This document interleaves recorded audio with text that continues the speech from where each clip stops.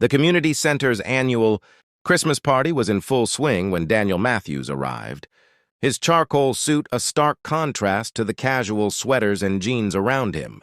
At 36, he'd built Matthews Technology from a garage, startup into a Fortune 500 company, but success had come at a cost he was only beginning to understand. His assistant, Jennifer, had practically begged him to attend this event. "It's good publicity, Mr. Matthews," she'd said. "The company sponsors this center. You should show your face, let people see you care." What she didn't say, but what he'd heard in her voice, was that maybe he needed this as much as they needed his appearance. The room glowed with warmth, twinkling lights draped along the walls, a magnificent Christmas tree in the corner adorned with handmade ornaments, the scent of cinnamon and pine filling the air. Children laughed and played while adults mingled, holding cups of hot cocoa and sharing stories. Daniel stood at the edge of it all, feeling like a visitor to a world he'd forgotten existed. He'd been alone for 3 Christmases now. His parents had passed within months of each other 4 years ago, and he had no siblings, no close family.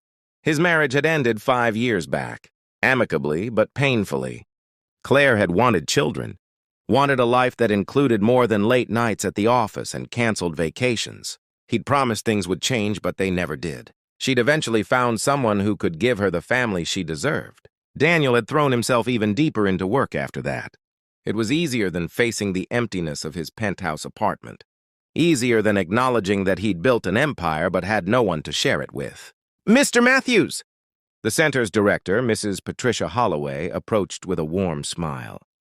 She was in her 60s, with silver hair and the kind of face that had seen hardship but chose kindness anyway. "We're so grateful you could make it. Your company's generosity keeps these doors open." "It's my pleasure," Daniel said, the corporate response automatic. But as he looked around at the joy on people's faces, he felt something stir, a reminder of what community meant, what connection looked like. "We have a little program starting soon," Mrs. Holloway continued. "Some of the children are going to perform. Nothing fancy, just songs and a few poems. Would you stay?" Daniel glanced at his watch. He had nowhere to be, just an empty apartment and emails that could wait, and nodded. "I'd like that." The program began with a group of teenagers singing carols, their voices surprisingly harmonious. Then came a boy who recited, "A Visit from St. Nicholas," with dramatic flair that made everyone laugh. The audience applauded each performance with genuine enthusiasm, and Daniel found himself clapping along, something loosening in his chest. Then Mrs. Holloway stepped to the front of the room again. "We have one more special performance tonight. Little Sophie Martin has been practicing very hard on a song she wants to share with all of us." A small girl walked to the piano bench. She couldn't have been more than 5 or 6, with blonde hair pulled into a ponytail with a pink bow, wearing a bright red dress that looked festive and loved. She climbed onto the bench with careful determination, her small legs swinging as she settled herself. Daniel felt his throat tighten at the sight of her. This could have been his daughter, if life had gone differently, if he'd made different choices. The room grew quiet, and Sophie placed her tiny hands on the keys. She looked out at the audience, her blue eyes finding Daniel's, and she smiled, a pure, unself-conscious smile that went straight to his heart. Then she began to play. The melody was simple but beautiful, Silent Night, played with the careful precision of a child who'd practiced each note faithfully. Her small fingers moved across the keys with surprising confidence, though Daniel could see the concentration on her face, the way she bit her lower lip slightly as she navigated the harder passages. But it wasn't just the playing that moved him. It was the expression on her face, pure joy mixed with something else. Longing, perhaps, or memory. When she finished, the room erupted in applause. Sophie beamed, but before she climbed down from the bench, she looked directly at Daniel again and said in a clear voice that carried across the room, "Sir, I learned this song from my mommy." Daniel felt his breath catch. The way she said it, past tense, with a mixture of pride and sorrow, that no child should have to know, told him everything he needed to know. He found himself walking forward, drawn by something he couldn't name. He knelt beside the piano bench as Sophie climbed down. "That was beautiful," he said softly. "Your mommy taught you well." Sophie's smile wavered and tears filled her eyes. "She's in heaven now." She got sick last year, but she made sure I learned this song first. She said music makes sad hearts happy again. Daniel felt his own eyes burning. Around them, the room had grown quiet. He was aware of people watching, but for once, he didn't care about appearances or what was expected of him. He only saw this little girl with her mother's gift, carrying her mother's love in every note. "Your mommy was very wise," Daniel said, his voice rough. "And she was right. Your music did make my heart happier." "Were you sad?" Sophie asked with the directness of children. Daniel paused, then nodded. "Yes, I was. I've been sad for a long time, and I didn't even realize it until right now." Sophie considered this seriously, then reached out and patted his hand with her small one. "It's okay to be sad sometimes. Daddy says that. He says missing people means we love them and love is never wrong. Your daddy sounds like a smart man." "He tries really hard," Sophie said, her voice dropping to a whisper. "He works a lot now because Mommy's gone. I know he's sad too, but he tries not to let me see." Daniel felt something crack open in his chest. This child who'd lost her mother was worried about her father's sadness. And her father, grieving and struggling, was working himself to the bone to provide for her, a mirror of Daniel's own life. Except this man had something precious to work for. Mrs. Holloway approached then, her eyes bright with unshed tears. "Sophie, sweetheart, your daddy just called. He's running late from work, but he'll be here soon to pick you up." Sophie nodded, then looked back at Daniel. "Do you want to hear another song? I know 3. Mommy taught me 3 before she didn't finish the sentence, but she didn't have to." Daniel nodded, unable to speak past the lump in his throat. Sophie climbed back onto the bench and began to play Away in a Manger. This time she sang along in a small, sweet voice, and Daniel heard several people in the room crying quietly. When she finished, Daniel said, "Would you teach me one day?"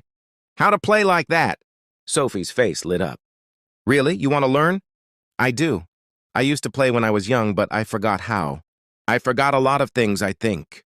Mommy used to say it's never too late to remember the good stuff," Sophie said with the wisdom of someone repeating cherished words. As Daniel stood, Mrs. Holloway touched his arm gently.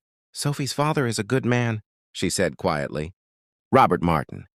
He works 2 jobs since his wife passed, construction during the day, stocking shelves at night. He's trying so hard to keep their home, to give Sophie stability. But it's been very difficult." Daniel looked at Sophie, who was now showing another child how to play a simple scale on the piano. "What does he do in construction?" "He's a project manager, or he was before his wife got sick. He took so much time off for her care that he lost that position. Now he does whatever work he can get. Carpentry, electrical work, general contracting.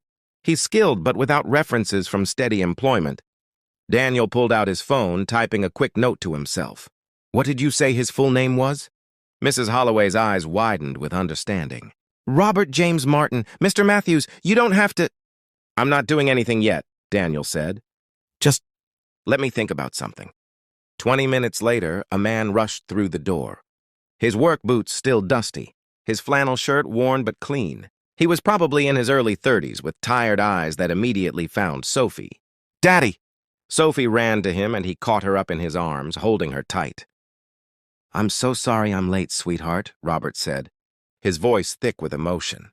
"The job ran over and then traffic—" "It's okay, Daddy, I played my songs. And I made a new friend." Sophie pointed to Daniel. Robert's eyes followed his daughter's gesture, and Daniel saw surprise flicker across his face. Surprise and something else. Recognition, maybe, though they'd never met. But Daniel Matthews's face had been in enough business magazines that people sometimes knew him on sight. Daniel walked over, extending his hand.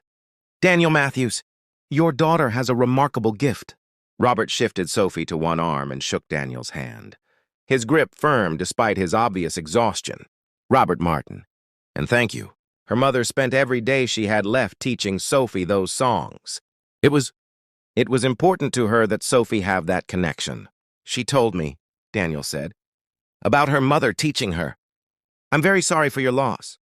Robert's jaw tightened, but he managed a nod. "Thank you, we're managing." But Daniel could see they weren't, not really.